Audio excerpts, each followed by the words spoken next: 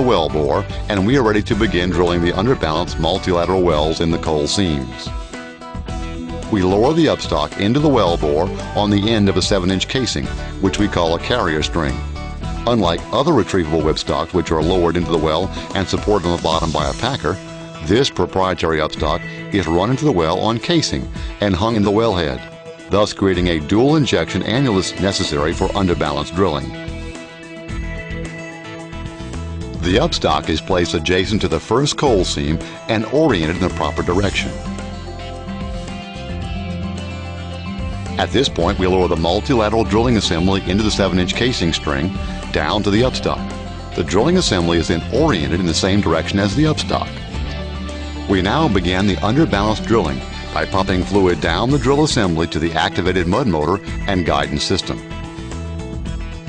The dual annulus prevents the damaging drilling fluids from coming into contact with the formation.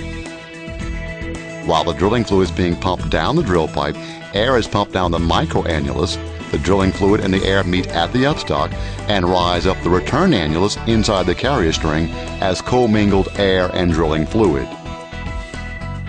This process allows for formations to be drilled as low as 2 pounds per gallon equivalent circulating density. ECDs can be adjusted as borehole stability models dictate. As much as 7,000 feet of multilateral well bore can be placed in each individual seam. Upon completion of drilling the first coal seam, the motor assembly is retrieved to surface, and the upstock is now ready to be moved to the second coal seam location. The upstock does not need to be retrieved. We simply add joints of casing to the carrier string, lower it to the next zone, and orient it. The process can be repeated for as many as 10 laterals without having to be retrieved.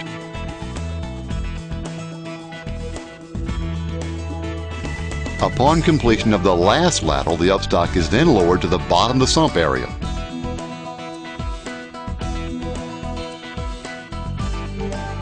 During the drilling process, we placed in the 7-inch carrier string an annulus casing packer. The function of this packer during the completion phase is to isolate the annulus between the 9 5/8 casing and the 7-inch carrier string. Once the upstock and carrier string are in place in the sump area and sealed in the wellhead, the annulus casing packer, now located just above the 9 5/8 shoe, is inflated and pressure tested for competent seal.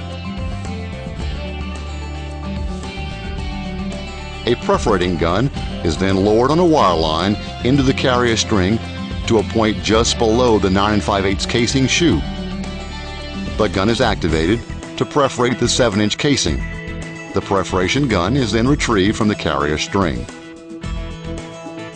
An electric submersible pump is now lowered into the carrier string on tubing. The ESP is spaced in the carrier string near the bottom of the sump and secured and sealed on the surface. The water is now pumped to surface inside the tubing. After the coal seam begins to dewater, methane gas is released. The gas migrates up and enters the 7-inch casing through the perforations and is pumped to surface via compression.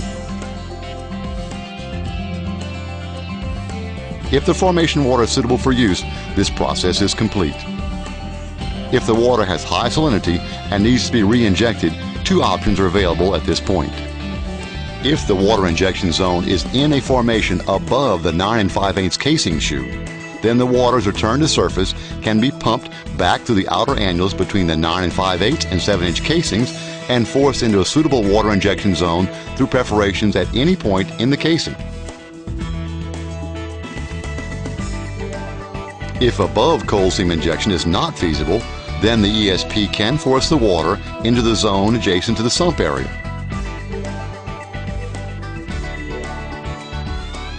This injection system can handle both the produced water generated from its own production as well as produced water from other wells. As you can see, this patented process combines production, dewatering, and disposal operations in a single well. The result is minimal environmental impact, significant cost reductions, and higher yields. This is yet another example of how we at Gardas Energy Services meet the challenge of producing energy resources quickly and cost-effectively with an absolute minimal environmental or social disturbance. Our mission is to efficiently access both conventional and unconventional energy resources. achieve higher operating standards, and reduce the environmental impact of the energy development.